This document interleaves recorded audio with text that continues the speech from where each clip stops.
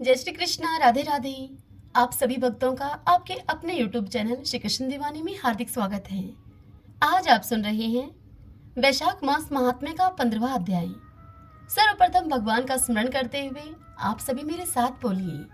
शांताकारं भुजगशयनं पद्मनाभं सुरेशं विश्वधारं गगनसदृशं मेघवर्णं शुभांगं लक्ष्मीकान्तं कमलनयनं योगिभिर्ध्यानगमयं वन्दे विष्णुं भवभयहरं सर्वलोकैकनाथम्। ओम नमो भगवते वासुदेवाय।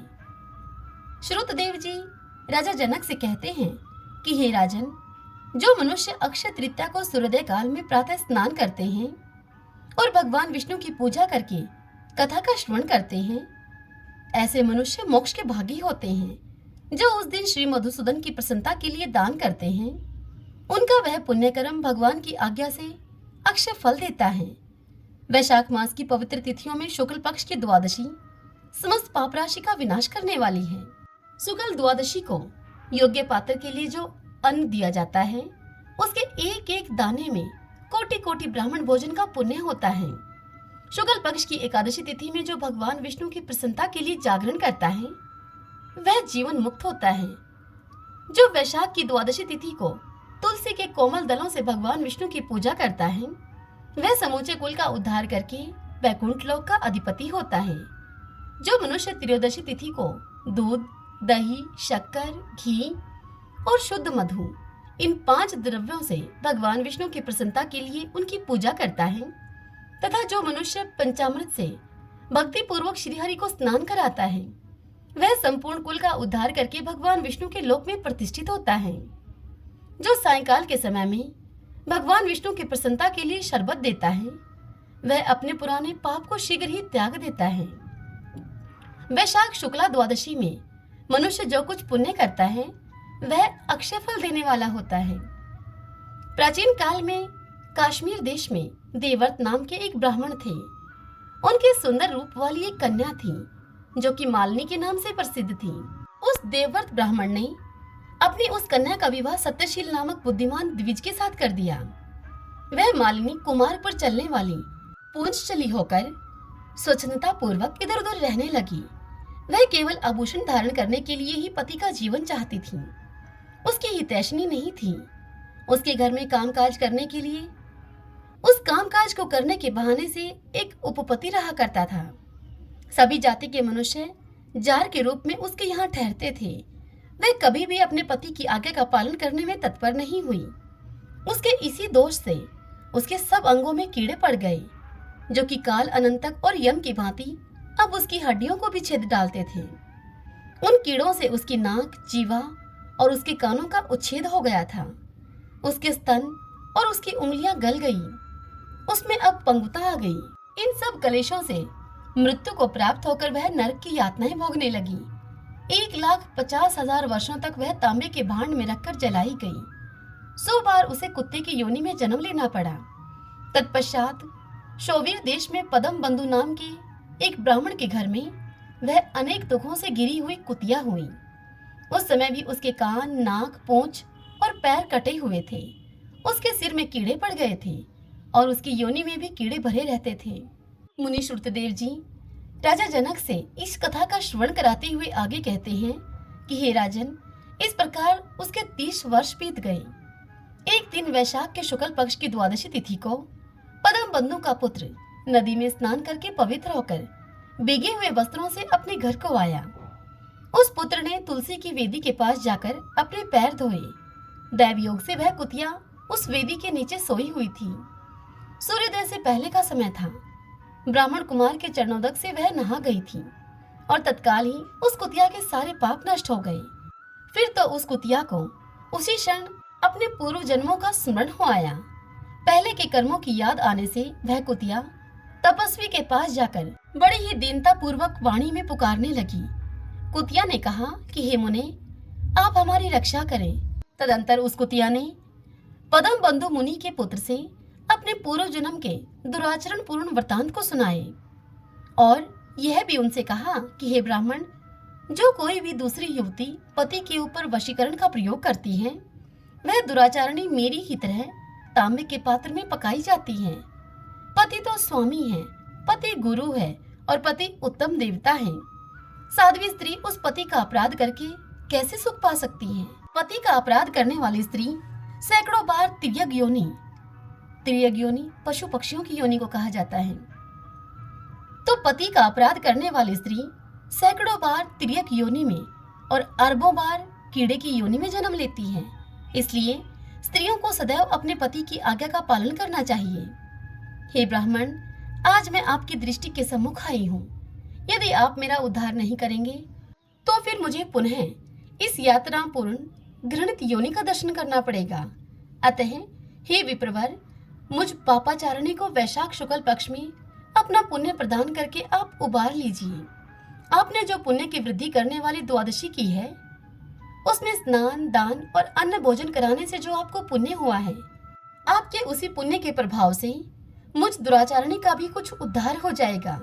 हे महाभाग, हे दीनवत्सल, मुझ दुखिया के प्रति आप दया कीजिए। आपके स्वामी जगदीश्वर जनार्दन दीनों के रक्षक हैं। उनके भक्त भी उन्हीं के समान होते हैं। हे दीनवत्सल, मैं आपके दरवाजे पर रहने वाली कुतिया हूँ। मुझ दीना के प्रति आप दया कीजिए, आप मेरा उद्धार कीजिए। अंत में मैं आप द्विजेंद्र को नमस्कार करती हूँ। उस कुतिया का ऐसा वचन सुनकर मुनि के पुत्र ने उस कुतिया से कहा कि कुतिया, सब प्राणी अपने किए हुए कर्मों के ही सुख दुख रूप फल भोगते हैं।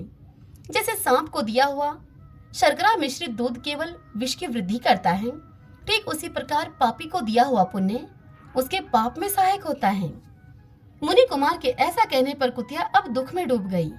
तदंतर वह कुतिया उस मुनि के पिता के पास जाकर बड़े ही आर्त स्वर से कंदन करती हुई उस मुनि के पिता से बोली कि हे पदम बंधु बाबा, मैं तुम्हारे दरवाजे की कुतिया हूँ। मैंने सदा तुम्हारी जूठन खाई है। आप मेरी रक्षा करो, मुझे बचाओ। ग्रस्त महात्मा के घर पर जो पालतू जीव रहते हैं, उनका उद्धार करना चाहिए। यह वेद वेत्ताओं का मत है। चांडाल, कौवे, कुत्ते ये प्रतिदिन ग्रस्तों के दिए हुए टुकड़े खाते हैं। अतः ये उनकी दया के पात्र हैं। जो अपने ही पाले हुए रोग आदि से ग्रस्त एवं असमर्थ प्राणी का उद्धार नहीं करता, वह नरक में पड़ता है। यह विद्वानों का मत है। संसार की सृष्टि करने वाले भगवान विष्णु एक को कर्ता बनाकर स्वयं ही पत्नी, पुत्र आदि के व्यास से समस्त जंतुओं का पालन करते हैं। अतः अपने पोष्य वर्ग की रक्षा करनी चाहिए। यह भगवान की आज्ञा है। दयालु होने के कारण आप मेरा उद्धार कीजिए। पदम बंधु बाबा को कही जाने वाली कुतिया की यह सारी बातें सुनकर घर में बैठा हुआ पदम बंधु बाबा का वह पुत्र तुरंत ही घर से बाहर निकला। इसी समय दया निधान पदम बंधु ने कुतिया से पूछा कि यह क्या वृतांत है। तब उस पुत्र ने सब समाचार अपने पिता को कह सुनाया। उसे सुनकर पदम बंधु बोले कि बेटा, तुमने कुतिया से ऐसा वचन क्यों कहा? साधु पुरुषों के मुंह से ऐसी बात नहीं निकलती है। हे वत्स, देखो तो सब लोग दूसरों का उपकार करने के लिए उद्यत रहते हैं।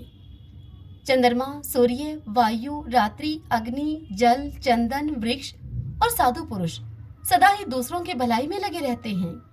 दैत्यों को महाबली जानकर महर्षि दधीचि ने देवताओं का उपकार करने के लिए दयापूर्वक उन्हें अपने शरीर की हड्डियां तक दे दी थी।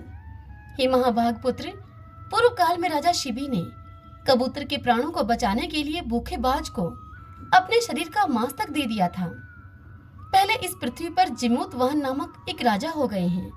उन्होंने एक सर्प का प्राण बचाने के लिए महात्मा गरुड़ को अपना जीवन समर्पित कर दिया था। इसलिए विद्वान ब्राह्मण को दयालु होना चाहिए। हे पुत्र, क्या इंद्रदेव शुद्ध स्थान में ही वर्षा करते हैं? अशुद्ध स्थान में वह जल नहीं बरसाते?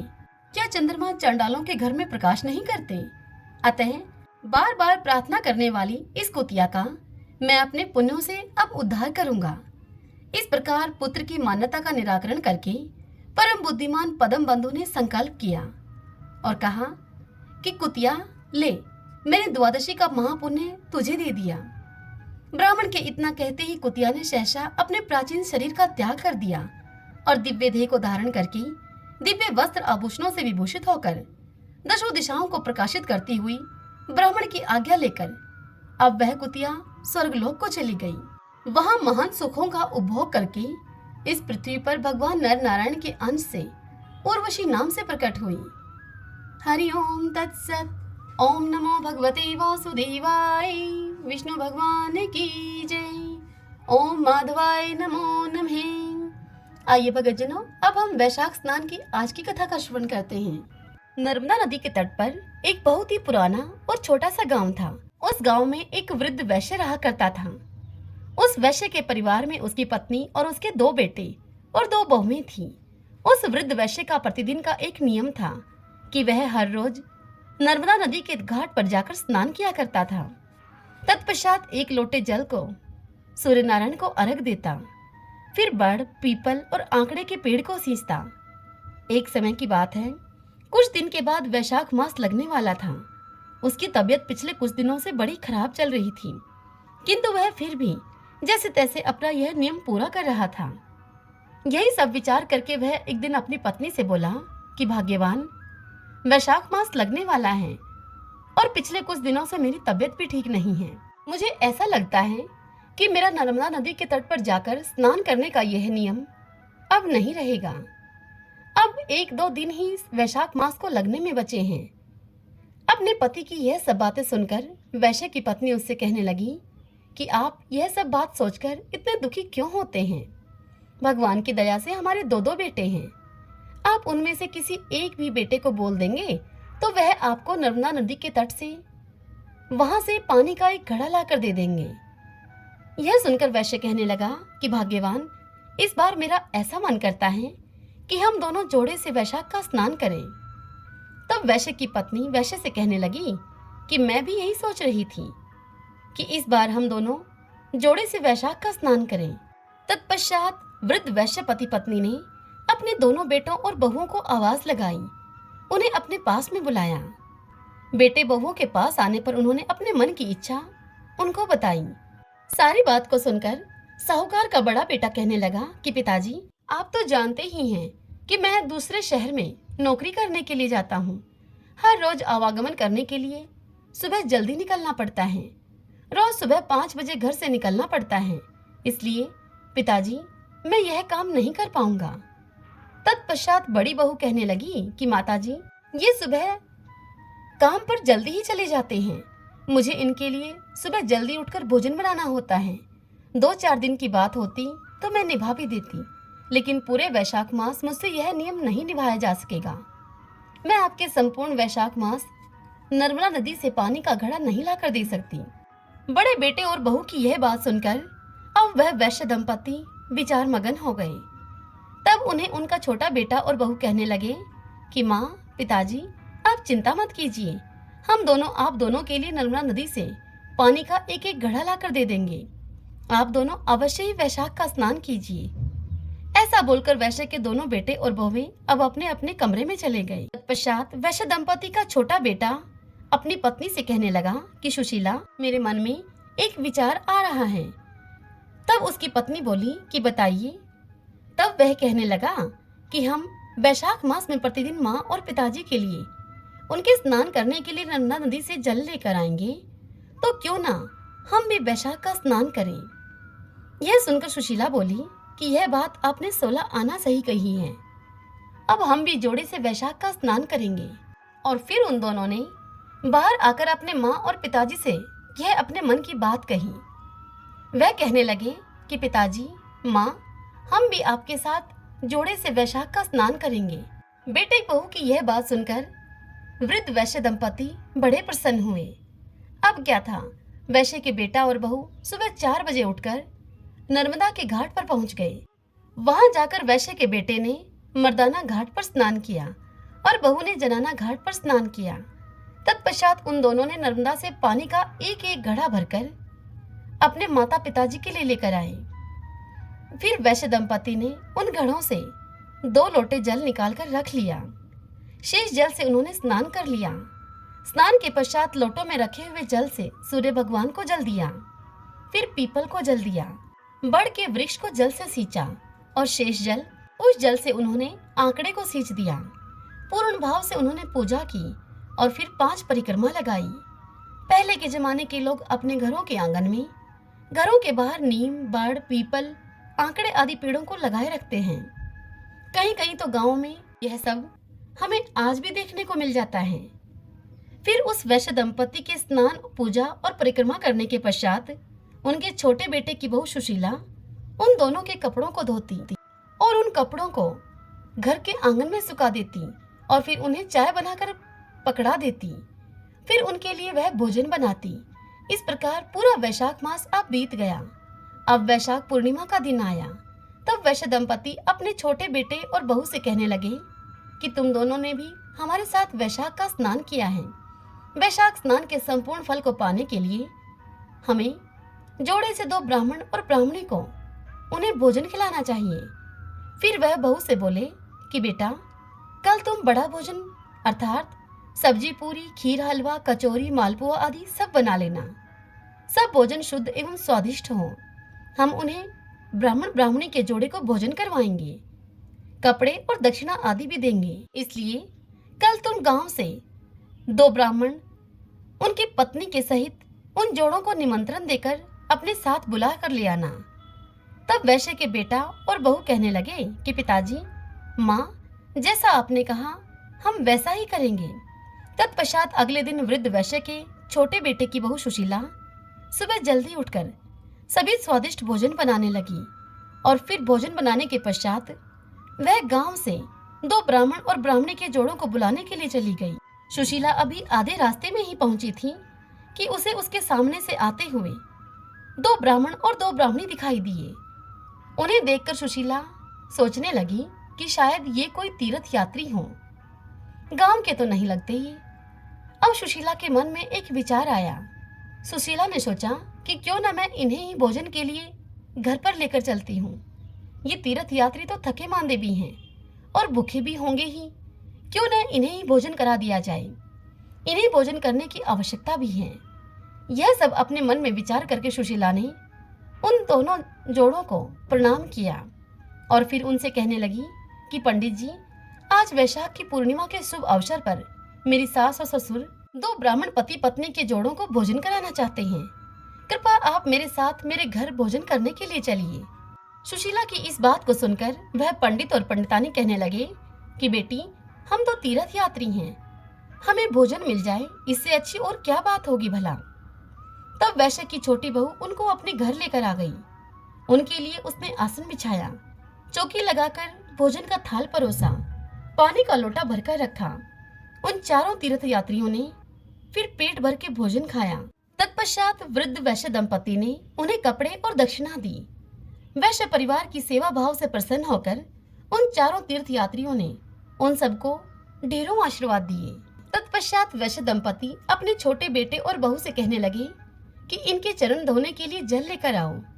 माँ पिताजी की इस बात को सुनकर बेटा बहू चरण धोने का जल लेने के लिए घर के भीतर कमरे में चले गए। उधर वैश्य दंपति चरण पोंछने के लिए गमछा लाने के लिए अंदर चले गए। उनके पीछे से वह चारों तीर्थ यात्री, जो कि भगवान राम, माता सीता, विष्णु जी और माता लक्ष्मी थे, वह ब्राह्मण ब्राह्मणी का वेश धारण करके वैश्य दंपति और उनके बेटा बहू को वैशाख स्नान और बड़ पीपल तथा आंकड़े को सींचने का पुण्य फल देने के लिए आए थे। उनके सत की रक्षा करने के लिए वे आए थे। वे अब अंतर्ध्यान हो गए। अब जैसे ही वैश्य दंपति और उनके बेटा बहू गमछा और जल लेकर आंगन में आए तो उन्हें वहां कोई भी दिखाई न दिया। लेकिन उन्हें यह सब देखकर बड़ा ही आश्चर्य हुआ कि उनकी रसोई में अन्न धन के ढेर लगे हुए थे। जैसे ही वैश्य दंपति ने भोजन की चौकी हटाई तो उन्हें और आश्चर्य हुआ।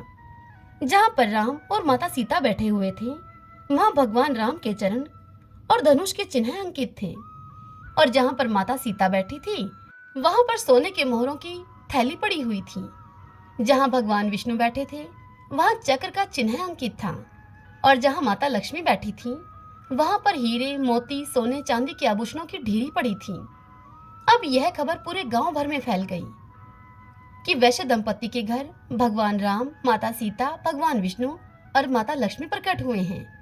अब तो वैश्य दंपति के घर गांव के लोगों का तांता लग गया। अब जब वैश्य दंपति के बड़े बेटे को, बड़ी बहू को यह बात पता चली तो उन्हें बहुत दुख हुआ। वे अपने मन में विचार करने लगे कि यदि हम भी वैशाख स्नान करते, माँ और पिताजी के लिए नर्मदा नदी से जल लेकर आते तो आज हमें भी भगवान के दर्शन मिलते। अब वैश्य का बड़ा बेटा और बहू पछता रहे थे। उसी दिन उस वैश्य दंपति ने पूरे गांव भर में यह ढिंढोरा पिटवा दिया कि वैशाख में स्नान करने, बड़ पीपल और आंकड़े को सींचने एवं पूजन करने से घर से गरीबी दूर चली जाती है, घर में अन्न धन और सुख समृद्धि बढ़ती है। इसलिए यदि संपूर्ण वैशाख व्रत धारण करना संभव न हो सके तो वैशाख में सूर्योदय से पहले उठकर स्नान करने के बाद बड़ पीपल और आंकड़े की पूजा अवश्य करनी चाहिए। उन्हें जल से सींचे। ऐसा करने से घर की गरीबी दूर होती है।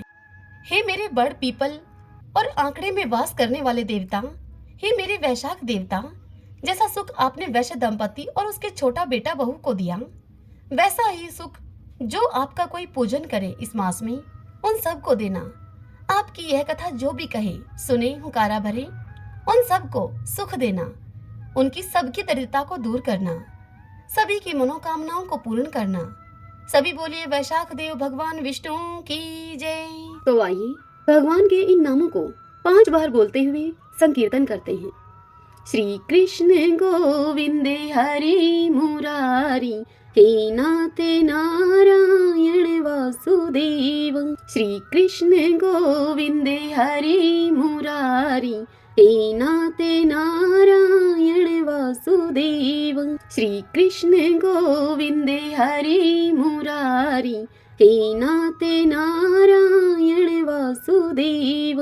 श्री कृष्ण गोविंद हरि मुरारी, हे नाथ नारायण वासुदेव। श्री कृष्ण गोविंद हरि मुरारी, हे नाथ नारायण वासुदेव। सभी बोलिए विष्णु भगवान की जय। श्री राधा कृष्णाभ्याम नमो नमः।